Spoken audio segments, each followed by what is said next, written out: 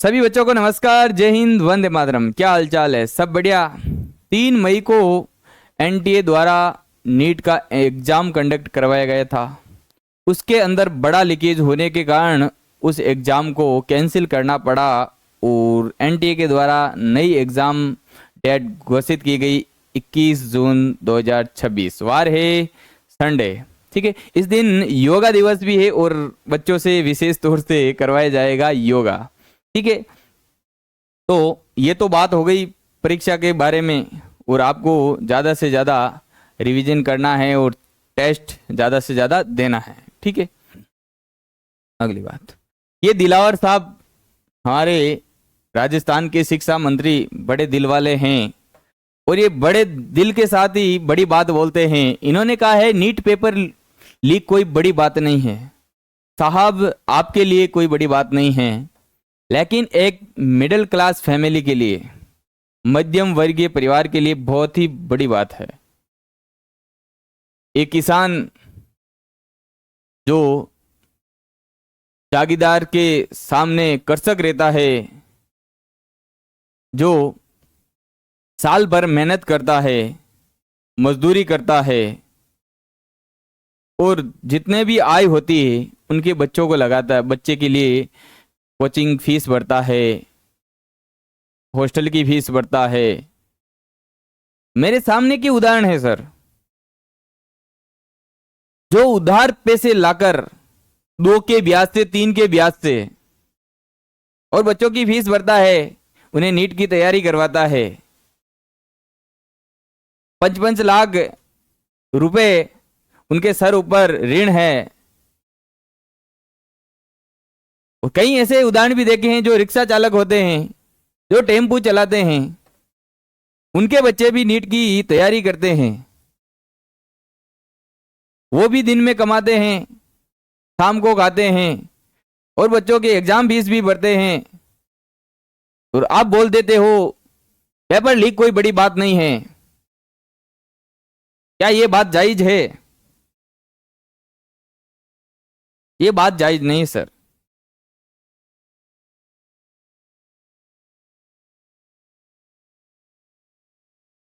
एक बात सोचिए आप,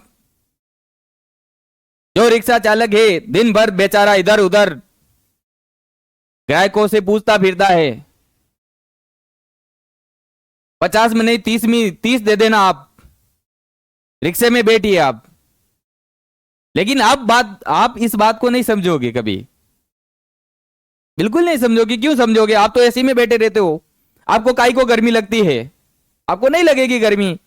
बेचारा किसान है जो उस गर्मी के अंदर, तपती धूप के अंदर काम करता है, दिन भर काम करता है, शाम को अपना पसीना पोंछता है और सोचता है मेहनत किस लिए कर रहे हैं, अपने बच्चों के लिए मेहनत कर रहे हैं।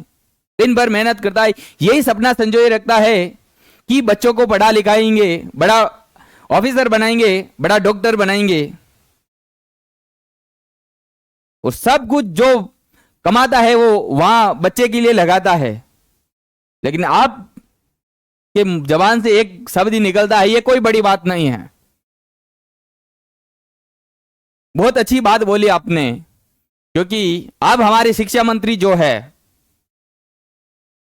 बहुत अच्छा। ठीक है, तो अगले हमारे राघव जी चड्ढा साहब, नई सोच नया जोश। ये पहले आम आदमी हुआ करते थे, जो आम आदमियों के मुद्दे उठाया करते थे, लेकिन अब पता नहीं कहां चले गए हैं। जो आम आदमी का मुद्दा था अभी इन्होंने साहब ने उठाया नहीं, क्योंकि ये भी अब आम आदमी नहीं रहे होंगे, इसलिए इन्होंने ये मुद्दा नहीं उठाया है। पहले जो समोसा 200 का था, इन्होंने 20 रुपए करवाया, और जो दिन 28 का होता था उसको 30 का करवा दिया। बहुत बहुत धन्यवाद चड्ढा साहब, आप आम आदमी के मुद्दा उठाने वाले आज कहां चले गए? ये सोचने वाली बात है।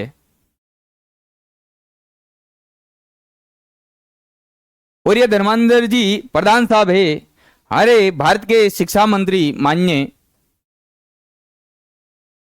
इन्होंने कहा है कि जो नेक्स्ट एग्जाम होगा 2027 के अंदर सीबीटी आधार पर होगा, कंप्यूटर बेस्ड टेस्ट होगा।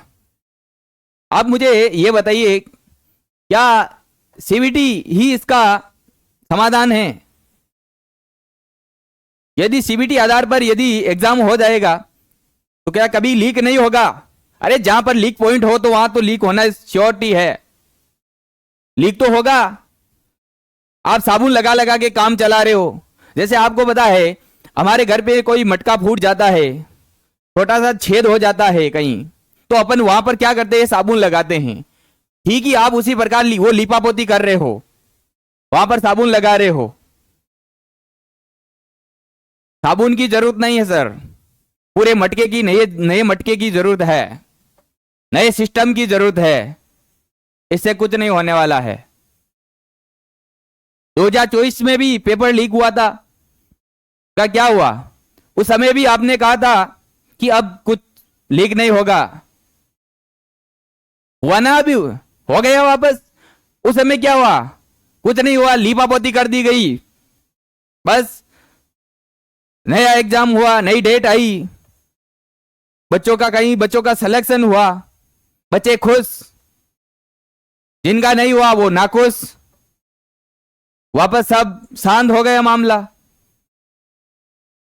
पेपर तो हर साल लीक होता है, लेकिन इस बार क्या हो गया? इस बार बड़ा स्तर पर जब लीकेज हो गया तो ये लीकेज सबको दिखने लगा।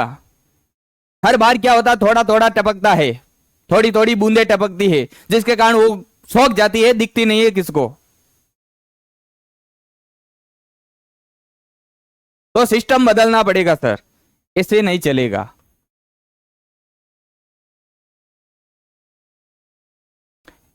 ये तमिलनाडु के नए सीएम सर है जोसेफ विजय सर। इन्होंने कहा था कि भाई नीट खत्म करो और 12वीं के नंबर के आधार पर एडमिशन होना चाहिए। तो इन सर की बात कहां तक सही है, कहां तक गलत है, इसका निर्णय आप करेंगे। बाकी मेरा निर्णय कमेंट बॉक्स में पिन किया हुआ मिलेगा आपको। तो मिलते हैं नेक्स्ट वीडियो में इसी नए जोश के साथ। जय हिंद, वंदे मातरम।